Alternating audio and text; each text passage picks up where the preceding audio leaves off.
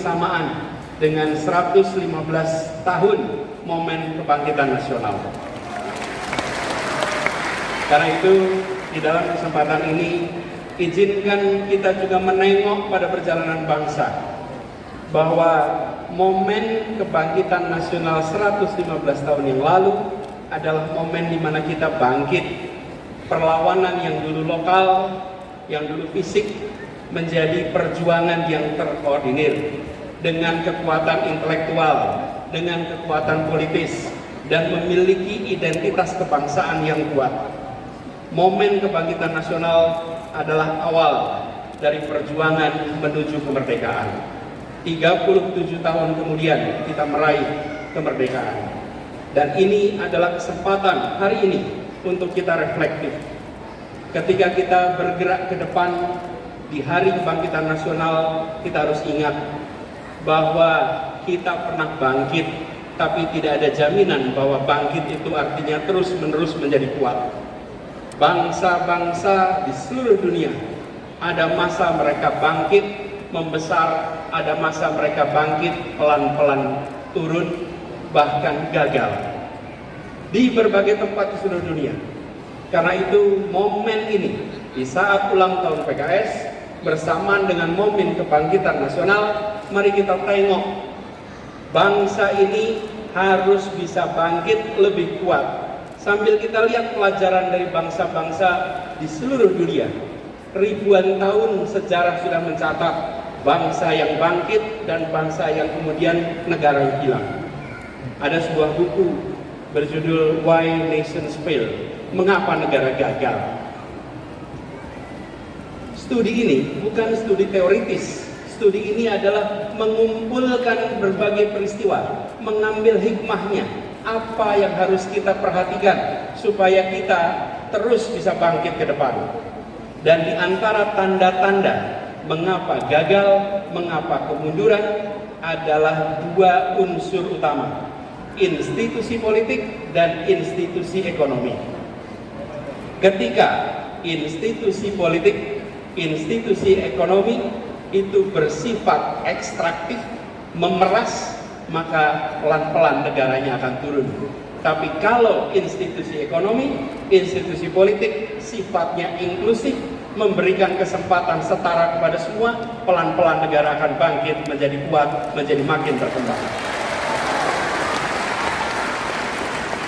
Apakah institusi politik dan ekonomi yang bersifat memeras, menyingkirkan, atau bersifat inklusif, memberikan kesempatan pada semua? Coba kita lihat satu-satu. Kita lihat institusi politik. Apa bedanya negara dengan institusi politik yang bersifat memeras, ekstraktif, menyingkirkan, dan yang bersifat inklusif atau melayani semua?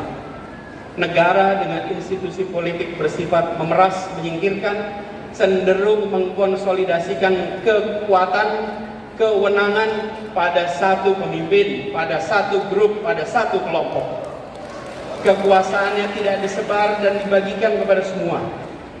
Negara dengan institusi politik yang memeras, menyingkirkan, memberikan kesempatan partisipasi yang terbatas, partisipasi yang terkendali. Bahkan mereka-mereka yang berbeda pikiran politiknya sering dipinggirkan dari arena.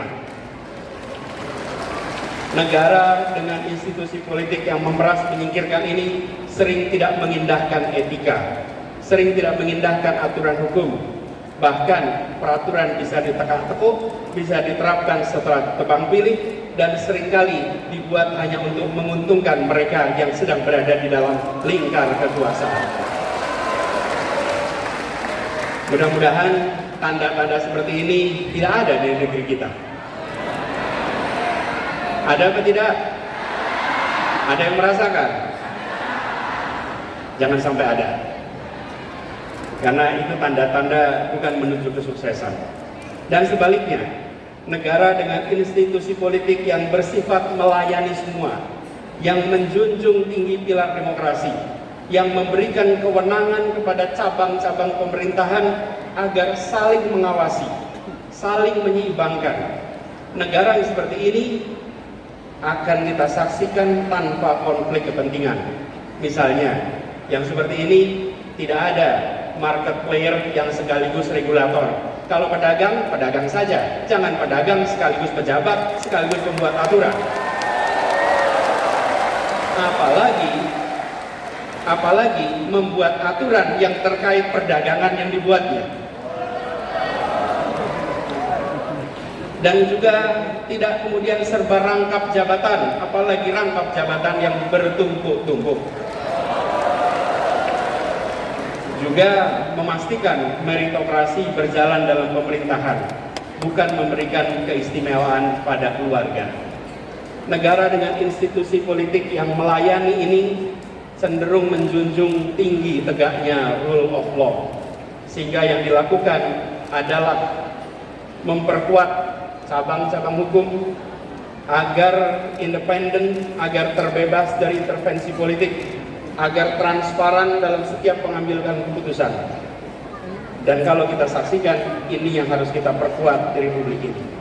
Yang terakhir, negara dengan institusi politik yang inklusif, yang melayani, akan menjunjung tinggi kesempatan warga untuk menyuarakan pandangannya, pikirannya, aspirasinya tanpa sedikit pun ada rasa takut. Negara yang inklusif adalah negara yang tidak baperan. Negara yang membuka ruang pada kritik. Negara atau pemerintah memiliki kekuatan aparat, memiliki kekuatan anggaran, memiliki kekuatan media, memiliki bahkan kekuatan senjata. Yang dimiliki oleh rakyat adalah gagasan, aspirasi, dan kata-kata. Jangan sampai satu hal yang dimiliki oleh rakyat, kata-kata, itu pun dilarang untuk diartikulasikan. Izinkan kata-kata rakyat bisa muncul ke permukaan. Karena itu, bila saat ini ada pasal-pasal yang dikenakan kepada mereka yang mengungkapkan pendapat, maka ke depan kita perlu justru pasal-pasal dalam undang-undang kita, dalam peraturan kita yang secara tegas dan eksplisit melarang persekusi atas kebebasan berpendapat. Jadi saya juga mengalami ketika tugas di Jakarta, ketika berada di pemerintahan, maka kita menjadi kotak pos alamat keluhan dan kritik. Dan itu harus diterima sebagai it comes with the job. Ini adalah bagian dari pekerjaan. Tidak perlu dituntut, tidak perlu diprosekusi, dan itu juga yang telah kita sama-sama laksanakan di Jakarta. Tidak ada satupun yang dilaporkan dan diprosekusi. Hal lain adalah terkait dengan institusi ekonominya. Negara dengan institusi ekonomi yang bersifat ekstraktif atau memeras cenderung membatasi akses, membatasi kesempatan ekonomi dan sumber daya finansial hanya kepada sebagian kalangan. Mereka yang berada dalam lingkar kekuasaan saja, mereka yang dekat lingkar kekuasaan saja. Sementara mereka yang jauh, mereka yang tidak bersama, tidak mendapatkannya. Ini harus kita hindari. Harus dihadirkan transparansi dan pengawasan atas penyalahgunaan kekuasaan seperti ini.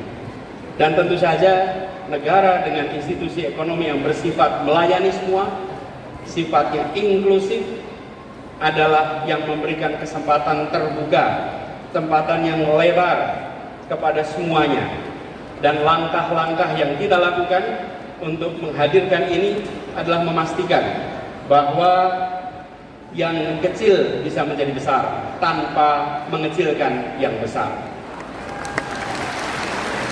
Semangatnya adalah seperti tadi disampaikan, bahwa membesarkan yang kecil tanpa mengecilkan yang besar. Jadi bukan hanya bersifat ekstraktif memberikan kesempatan pada yang besar untuk makin besar, tapi harus memastikan bahwa semua dapat kesempatan yang sama. Dan negara dengan institusi ekonomi yang bersifat ekstraktif ini cenderung abai pada pengembangan pelayanan publik dan pembangunan infrastruktur.